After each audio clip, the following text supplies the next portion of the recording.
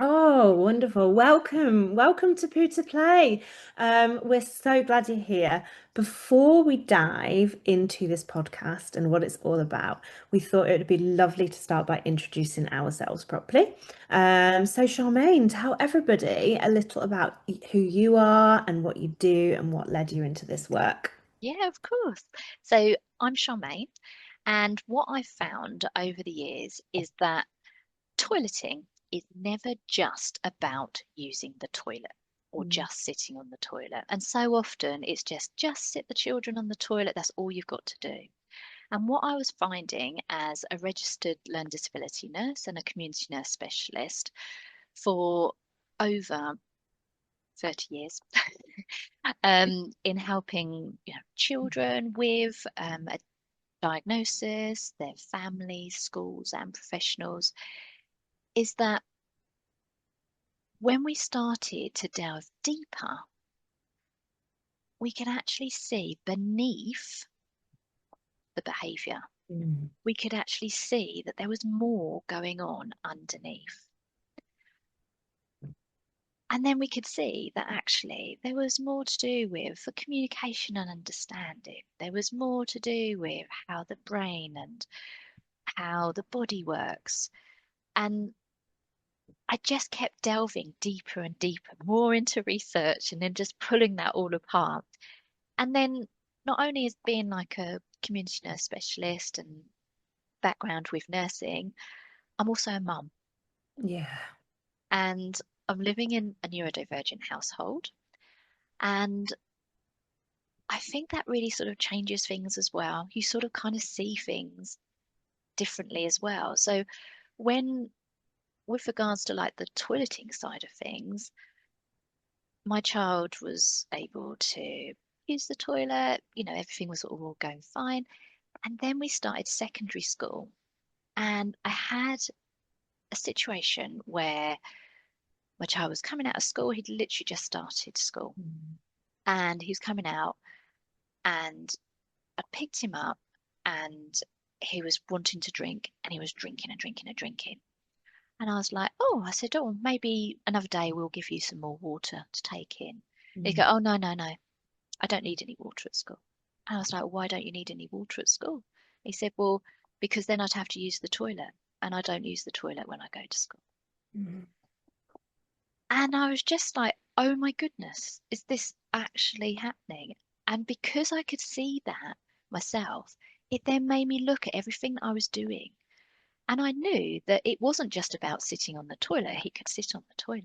It was nothing to do with that. It was looking beneath. It was looking at what was actually influencing him being able to do that. And this is where I pulled it all together and developed the holistic P and Poo approach. Mm.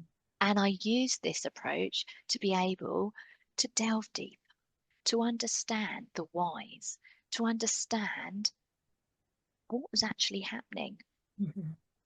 not just like for my own child, but for the children and the families and the schools that I support as well, because I wanted to be able to help them. Yeah. And that's why I sort of pulled that all together. Because what I found was that when a child feels safe, they can learn. Yeah. And when they can learn, their body follows. Yeah. So that's what I was wanting to pull in. And that's sort of that's where I've sort of come from. That's where I'm everything that I'm bringing in. So yeah, in a nutshell, It that's really where I'm does. all about. Yeah. It's like, I mean, and obviously with Clear Steps Consultancy and your holistic P and Poo approach, when you look at things, you have your professional background in nursing, but I think, as you said, everything changes when you become a mum, doesn't it? Yeah. Because you see, or a parent, you see it from that side, and you have a new sense of empathy to what is going on with the people that you're supporting, because you can see it through their eyes now, because you are a parent yourself who's And you, experiencing yeah, that exactly that. And you can situation. see Yeah. why, you know, if like the research says do this, this, and this, and you're like, but I can't. Yeah. I can't get past this point, and I need to be here. And I'm just, so that's why that. developing that holistic P and Poo approach, I've been able to adapt that.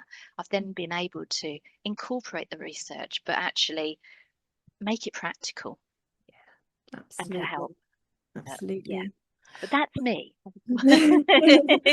So, so How for about you?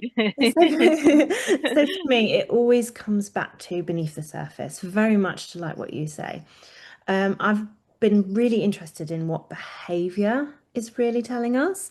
So these are the ways that children communicate. They have many things that they want to say, which are not necessarily able to be said through words, or confidence or safety. You know, they need that to be able to tell us directly, and they don't necessarily have that. And so, so much of my work is centered around play, connection, regulation, so co-regulation and self-regulation, child development, and of course, helping adults move away from simply asking, how do we stop this behavior? Okay, but more to what is the child trying to show us? What are they trying to tell us?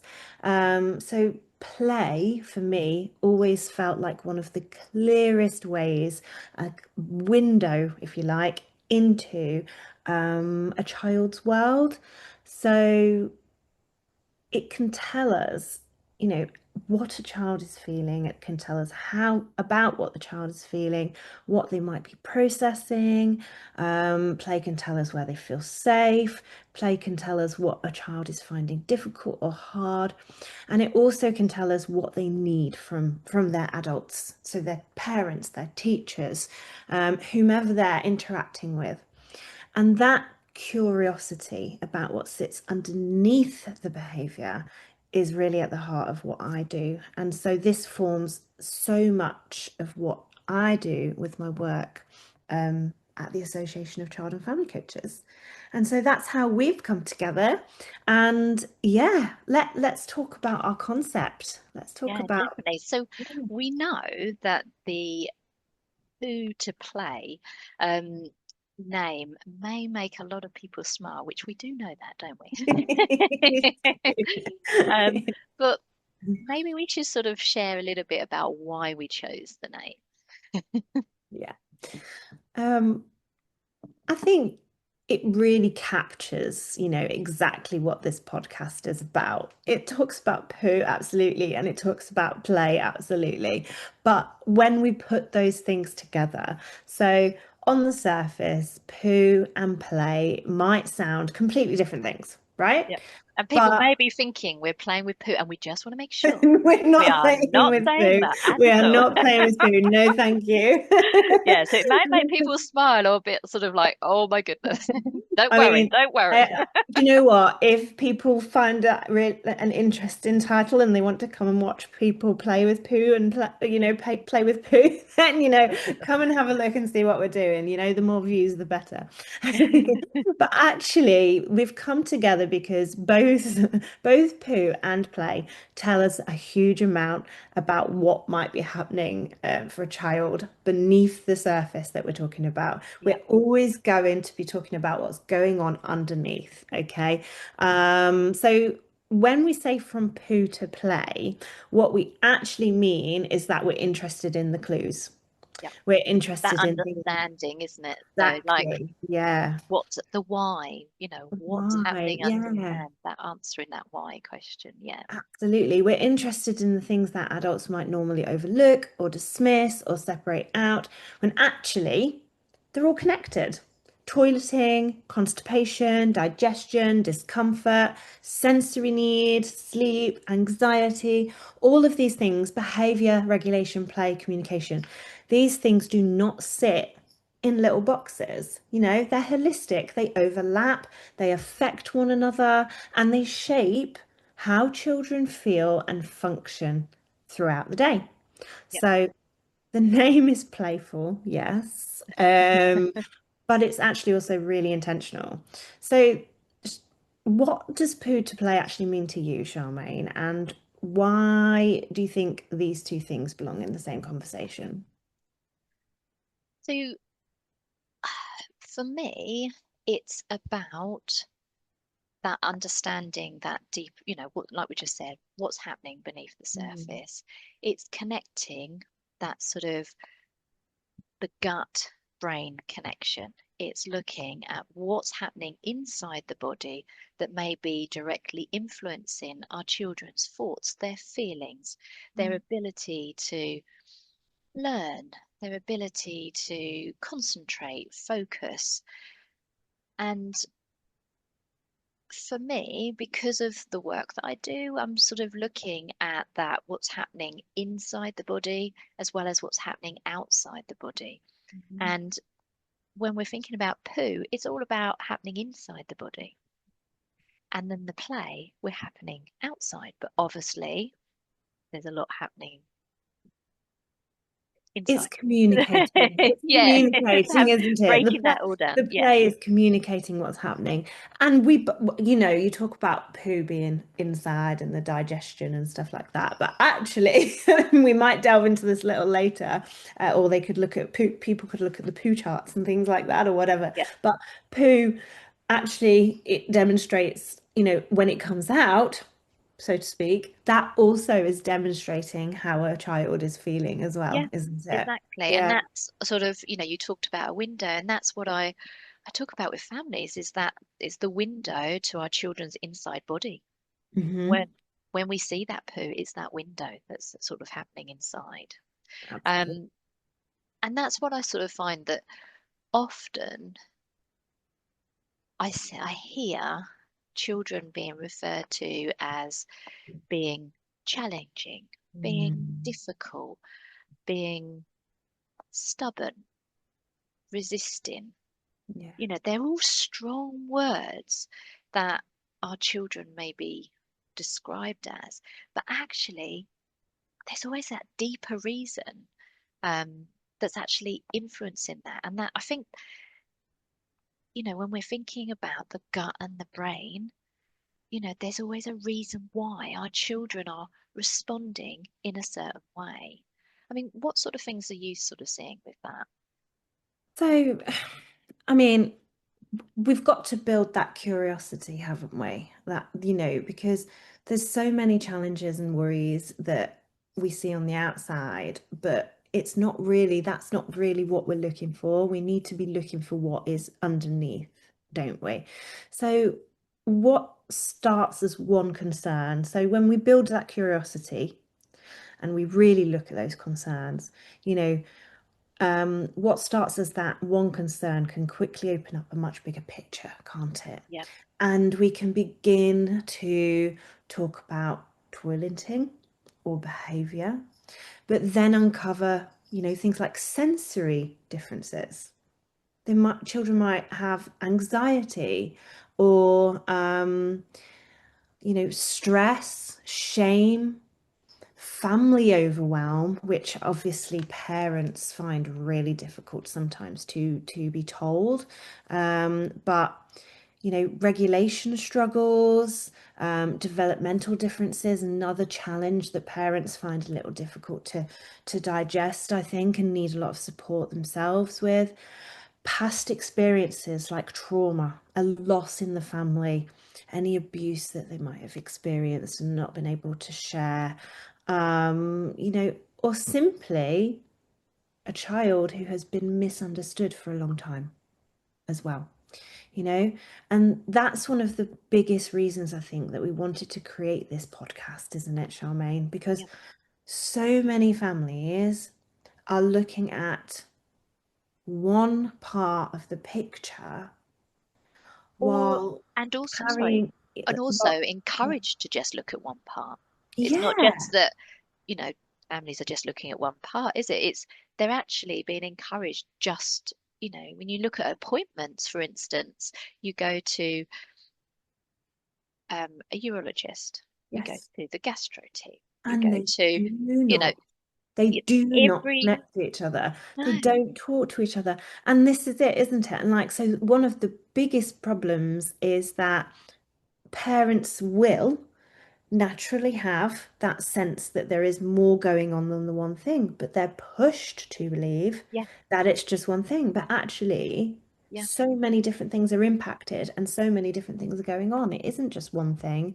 And one thing can affect another thing anyway. yeah, And so everything needs to be brought together and looked at holistically.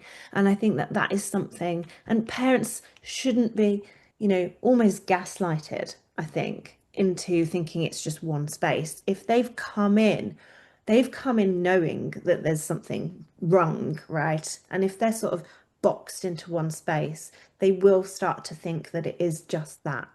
yeah. But really, we need to encourage parents to keep the mindset that they've gone in with, which is usually something is going on and it could be a wide issue affecting lots And of they know their children best. a They are hundred percent. seeing, Yeah. what is presented, say like in a clinic, for Yeah. instance, is five, if you're looking at like a GP surgery, for instance, it's sort of, 5 to 7 minutes or whatever that may be at that time.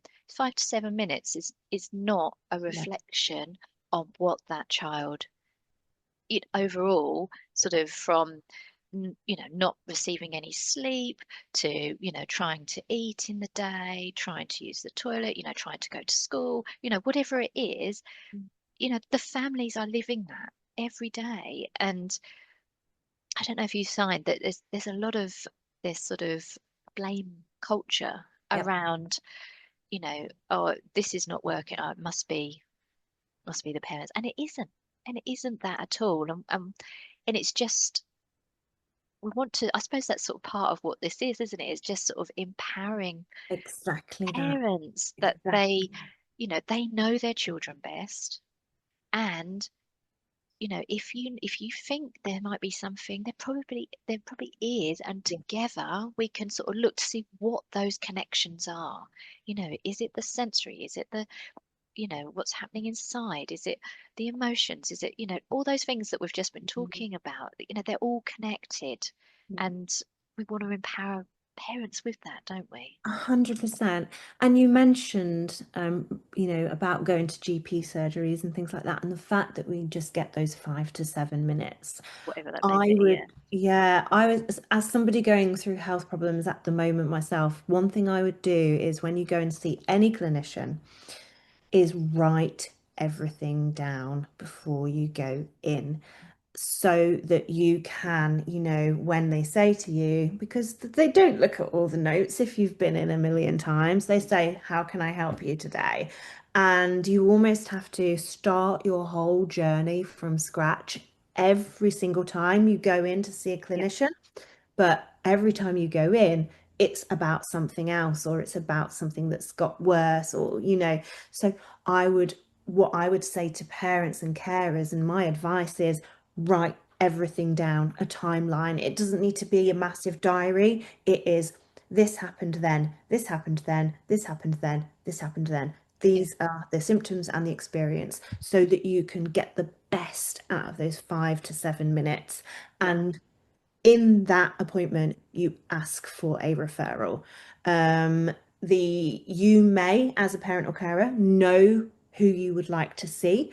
Is it a gastro? Is it, somebody else? But you may have that in your head already. Your GP may advise somebody different, but I would say to any parent worried about their child, um, if you think they need to be seen by a specialist, you ask for it at that appointment and yeah. you do not leave the And I appointment think you're until it's right been that if, named. yeah, writing that all down, it then Mhm. means that when the GP is reviewing everything in that appointment, they're reviewing the whole situation Exactly. rather than what is presented on that day, because then that's when we Mhm. have it in little, Yeah, you know, the little they're boxes. not connected, whereas you have it all presented, they have all the information and they may come out with you know, they may come out with the same conclusion as you have.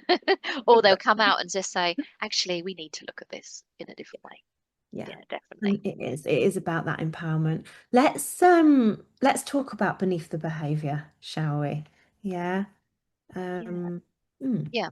So about what sort of might be happening beneath behavior, is that what we're Yeah. sort of thinking? Yeah. Yeah. So when we're sort of thinking about beneath the behavior, um, where I sort of come from is obviously looking at inside outside and the connections sort of approach. So I always sort of look to see what's happening inside the body that Mm, may be influencing our children's thoughts, feelings, and their responses. So mm, is it that they haven't had much sleep?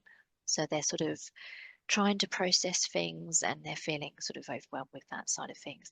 Is it the fact that, we're thinking about um, sort of digestion and thinking about that they're actually struggling to sort of eat and how that food, when they are trying to eat, how that is actually feeling inside the body. mm, So it's all about sort of thinking of those feelings inside the body. How does that food feel when it's being digested?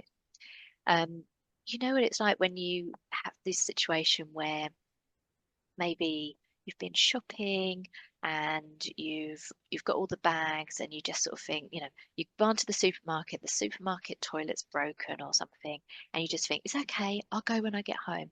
And then you mm. get home and you just think, I really need to go, but you think, Yeah. I'll just bring the bags in as well. I'll bring a couple of bags in, bring the bags in, and you're sort of literally like hopping around and someone asks you a question, you're like, I can't ask her now, I just need to go to the loo. And in that moment, for us as adults, we just sort of, you can't concentrate on anything else Yeah. and you need to go to the loo. For some of our children, that sort of jumping around and what have you, that can pass. Mm, That sort of the build up inside, the build up of the poo, build mm, up of wee, our children's bladders can get stretched, the rectums can get stretched, so we have that build up in there. Um, And there can be underlying things that are happening inside the body that mean that it's difficult for our children to then concentrate. A bit like our shopping in, I know it's a silly example, but it's mm. just to sort of show you that, It's a great it's example. all happening all at Yeah. once. And then someone just asks you, oh, by the way, could you just write down? No, I can't write that down No. now. I need to, I need to, I need to go to the loo and then I'm Yeah. all yours. It's, Yeah. And you have to have that space to do that, don't you? Because I'm going to use your shopping example and I'm going to bring that back round because, use but, it. in any way, if you could, it appears that you can hold onto your bladder, right, for a really long time, but it's not healthy for us at all, is it? And it's you can feel it and you know it's happening.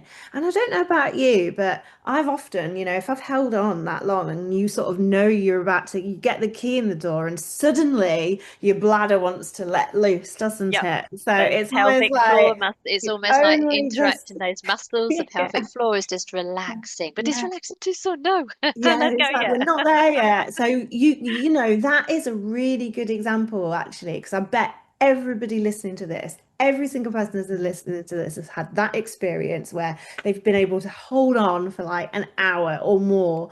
But as We soon should as not that do that, key is by the going, way. We need to yeah, leave it. Don't hold don't on. do it, don't do it. As soon as that key is in the door, that's the mind connection, isn't it? Yeah, Because your bladder or whatever it's knows. sending the signal. It's Yeah, it's relaxing the ready. muscles. You're Yeah, ready, but yeah, no, you're not yeah. actually in there yet. Yeah, it's wait till we get in there. And that can happen Um, with our children, though, can't it? yeah, Is that of course, it's yeah, almost like, oh, yes, we'll go to the toilet. And they may go just outside yes. And they're before they not go in, quite getting in, or and yeah, they're just about to pull everything down and then they go. And it's yeah. the muscles have relaxed and enabled that to sort of come out. Yeah. We've all been there. We've all been there. Yeah. And anyone who says they haven't is a fibber, I can tell you. Okay. If behavior is a clue rather than a problem, I think what we need to think about is what children might be trying to communicate. And I think they are often seeing stress. And, I don't think we connect children to stress enough. I don't think that adults acknowledge that children can be stressed because they think, oh, children play and they get to go to school all day and then they get to come home and they get to go on this and they get to do that. But children do experience stress and they see dysregulation.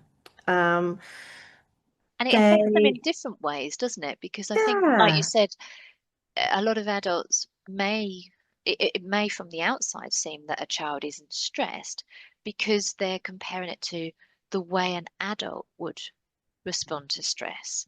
And I think if Exactly. we think of children, their brain development, their brain is still developing. And therefore, when we've sort of got like those um, the prefrontal cortex and we're thinking about where our children's thoughts and feelings are being processed and you've been able to respond in that way, you that is not developing until a lot later. Exactly And it that. could be that, with an adult view on things, it's like, well, why don't you just pick your clothes up? Or why don't you just, you know, go Mhm. to the toilet? Why did you have an accident? Or, you know, why, the why. But Yeah. actually, the children are still learning. Yes. They're still Yeah. learning that. Yeah.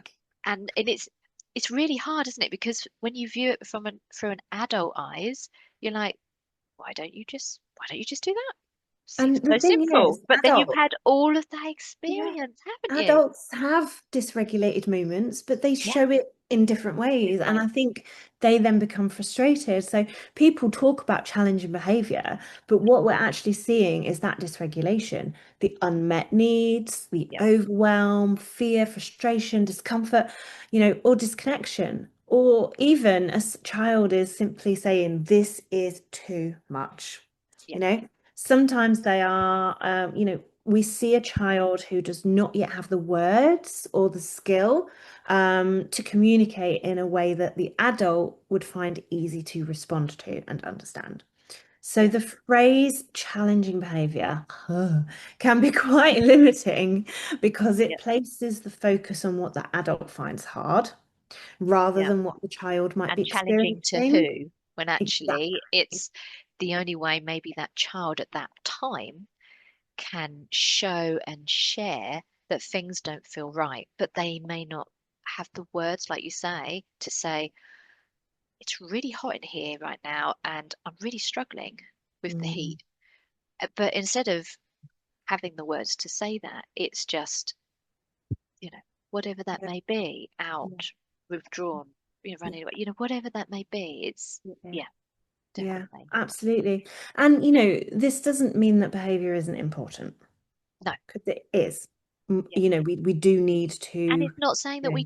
we don't see how difficult that can be Mm, in everyday life. It's yeah. it's just sort of, I suppose, what we're getting round to is that we're trying to sort of look at it from a different Yeah. viewpoint, so that if it's that our children are struggling with something, then we help them, and then Mm, we may show a different way. But if we think that they're doing it on purpose and that we have a different viewpoint, or a different way of approaching that, don't we?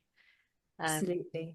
I mean, maybe that comes into like with the play side of things. Maybe it's plays like you've mentioned before, how play is really important Yeah. to what you're doing. Um, why Yeah, is it more than just having fun? I'm just wondering whether that absolutely. sort of, So play is one of the most natural, powerful, universal as well ways that children make sense of the world. And yeah, it's joyful and fun, but it's also where children process experiences, they build their confidence, they explore relationships, they try ideas out, express feelings, and communicate things that they may not be able to do directly. And play can support regulation, connection, and emotional safety as well. And, it can help us to to see a child is repeating or what they're avoiding, what they're exploring, and what they're working through. So when we see play, and then when we see that play actually matters, we do not mean it in a fluffy way. It's not fluffy and it's not optional. All right. Play is, really informative and it's really supportive. And that's even just in their world, they come home from school, out they go to play on their bikes, or we can go to a deeper level and say we're in therapy and we're using small characters or dinosaurs or whatever in a sand tray to communicate how we're feeling at the moment. And that is the spectrum of play. It is out we go and showing that natural, and we're happy, we're joyful, we're out, we're playing. We're inside and we're starting to build. And I don't know if people notice, but they build houses or draw houses, and what they will build with their Duplo blocks or their Mega blocks is representative of what that is going on in their world at the time. And we can learn so much from what they're playing, what they're drawing, what they're creating. And that's just at home. And then, Yeah. of course, at the other end of the spectrum is moving into therapeutic play.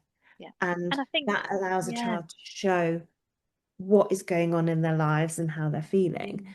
So I was just going Um, to say, like, from like mm, being a mum, yeah. I've seen that, like, obviously when my son was really little, Hmm. sort of I remember one day that just when you just said that is sort of what's going on at the time, just popped into my head. We'd been out, he was probably only about 2 at the time. We'd been out and he'd seen a helicopter, and I think it was the first time he'd seen a helicopter, bless him. Oh, And he was really excited about it. mm, We then had a helicopter to play with at home, and he was reenacting because it was an ambulance helicopter that had landed. And so he was reenacting the helicopter landing and he was doing the flying. And it was like you said, it was making sense of what had happened because he'd never seen this helicopter before. And I know that's like an example, but it's just one way of just sort of, and it was just that repeated play, mm. just time and time again, just so that he'd got that, he was flying and then it was Learn landed, then he'd got the something. You've learned people, and something then, new. yeah, Exactly. yeah, If that was his first experience of seeing a helicopter, yeah, he's learned something and he's taken that home and he's, yeah, integrating it into his play. And that shows how important play is as a tool for learning, a tool for development, and and for a tool to show processing, isn't how it? Yeah, exactly that, exactly that. yeah, yeah, Um, definitely. I just want to before we end and just have a little overview of what's coming up in the episodes, I wanted to just ask you a question though. Um, you know, what what in all of the years you've supported children with toileting, what has surprised you the most about the impact of gut health and what it can have on children? Ooh, that's a good question. Mhm. So I think it's probably, and that sort of comes back to why we're doing Poo2Play. I Mm, think it's probably the fact that poo can influence so many different things. I think that's what's sort of really underlying. So, for instance, when I first started nursing, I was seeing more and more children that were really struggling with their sleep. They were mm, either struggling to settle off to sleep, or they were able to get off to sleep, but then they would wake like in the middle of the night, mm, and then they would like be up for hours. And then obviously that knock-on effect with the sleep and everything was mm, really making it difficult for them to concentrate and everything in the day. And the more, like, remember I said before, the more I delved deeper into all of mm, this, what was sort of coming back was around the poo and the poo type mhm, that the children were experiencing, or the fact that the waking would either be that they were waking and then actually going for a poo in the night, or that they were waking in the night, struggling to go off, and then either later that day they would actually pass a really large poo. So it was then telling me that actually that poo was influencing them in so many different ways.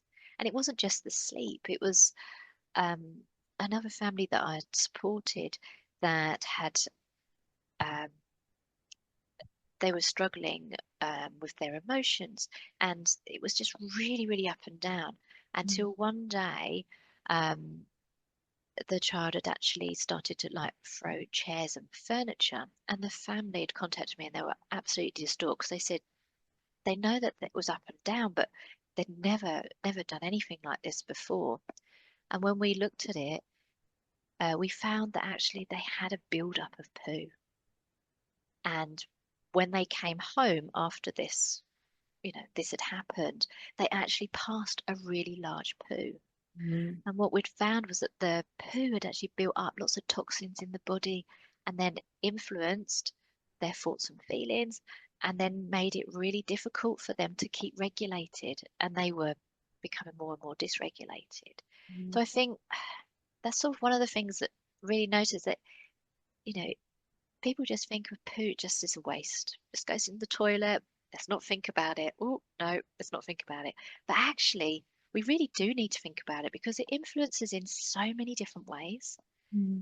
and really does affect our children in, for their sleep, their, how they respond. I mean, the child was just so upset that they'd done this, but it was almost like you were saying earlier, that they couldn't find the words. Mm. They didn't have the words to say, something doesn't feel right inside. This feels really uncomfortable for me right now. It was just, it's uncomfortable.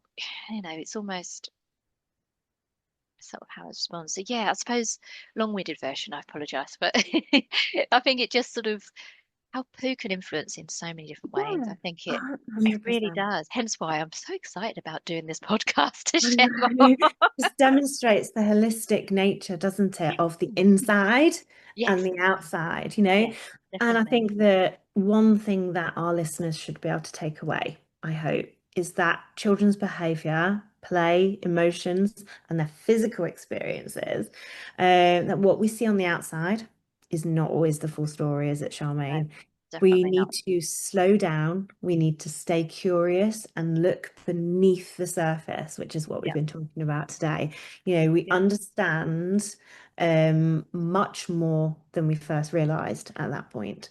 yeah, We really want this podcast to help people shift blame and frustration towards more of a curiosity approach and have compassion and connection. yeah. So, Because every Charmaine, behavior does yeah. have a story. Absolutely. So tell our listeners what they can expect then from, the upcoming episodes in this podcast. So, looking ahead, we're going to be delving deeper into gut health. We're going to be delving deeper into what what should the poo be looking like? What should we, how can we actually help our children? We're thinking about the play areas as well, you know, how how that influences more, how it can, what can we do to sort of help our children? Yeah, we've got so much to look forward to, honestly. Brilliant. It is, and we've got so many amazing episodes coming up in this first series, haven't we? Which is, yeah, and I'm so excited to be working with Charmaine at Clear Steps Consultancy. I'm Dr. Sam Ballington of the Association of Child and Family Coaches, and we're going to end today's podcast now, and I'm going to start by saying, stay curious. Because every behavior tells a story. Yeah, and And from from poo to Poo to play. Play, we're We're here to here to help help you you understand understand what what might be might be happening happening beneath beneath the the surface. surface. Yeah, fantastic. Amazing. Thank you so much, everybody, Thank for you. listening today.